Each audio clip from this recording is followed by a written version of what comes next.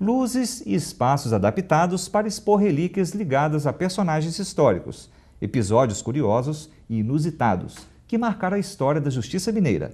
Conheça o acervo da Memória do Judiciário do Tribunal de Justiça de Minas Gerais em 25 anos. Uma visita ao passado apresentada por objetos históricos.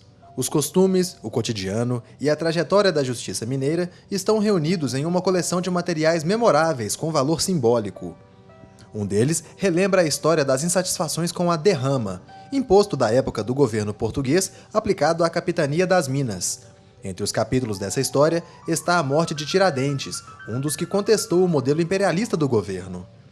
No Palácio da Justiça é possível ver a sentença de condenação de Tiradentes, reproduzida no livro Brasil Pitoresco, com todos os detalhes das penas e do processo de execução.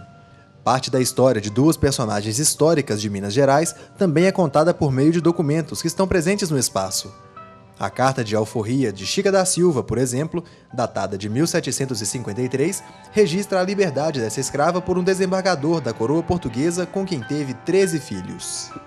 Já um inventário de bens de Dona Beja mostra a divisão das joias, móveis, escravos e propriedades.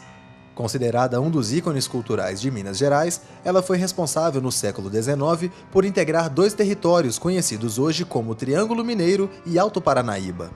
Registros de casos inusitados também são preservados pela memória do judiciário, como exemplo, o processo conhecido como Cavalo Melado, que conta a história do cavalo de nome Melado que invadiu uma fazenda no município de Manga e causou danos à plantação de milho.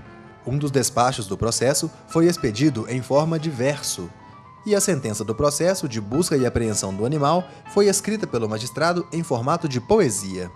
Objetos comuns ao judiciário também integram os materiais expostos. Sinos, martelos, globo para sortear e distribuir os processos aos desembargadores são alguns deles. Estas escarradeiras, comuns ao século XIX, eram utilizadas na sala de sessão de julgamento do Tribunal da Relação de Ouro Preto. Com o passar do tempo, a elegante prática de cuspir foi proibida pela disseminação da tuberculose e as escarradeiras se tornaram objetos de decoração. Hoje, ela e todos os registros cumprem o papel de revisitar a história do Judiciário Mineiro. Desembargador, qual é o esforço do Poder Judiciário para reunir essas peças históricas mostradas na reportagem, reunir peças tão importantes para a memória do Judiciário e de que forma essas peças chegam à memória do Judiciário no Tribunal de Minas? Quando foi criada a memória, com o objetivo de preservar a história do Poder Judiciário em Minas, os juízes foram convocados, os ativos e inativos, para a contribuição. E vários mandaram suas mensagens, suas informações para a memória. Na época era o desembargador Pedro Braga, que era o primeiro superintendente.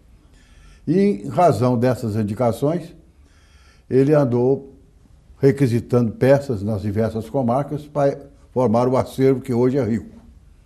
Além disso, ele teve o cuidado de procurar as comarcas históricas, aquelas mais antigas, onde foi localizado algum objeto que fazia sentido com a história de Minas Gerais, conforme foi mostrado. E assim que se formou inicialmente o acervo. E até hoje continuamos fazendo a mesma coisa. Nós mantemos contato permanente com todos os juízes nas 296 comarcas do estado, e pedimos informações, dados e peças. A questão de um mês, mais ou menos, nos chegou uma mesa usada no princípio da comarca de Ouro Preto, Vila Rica. Chegou ao tribunal, que é uma peça muito importante.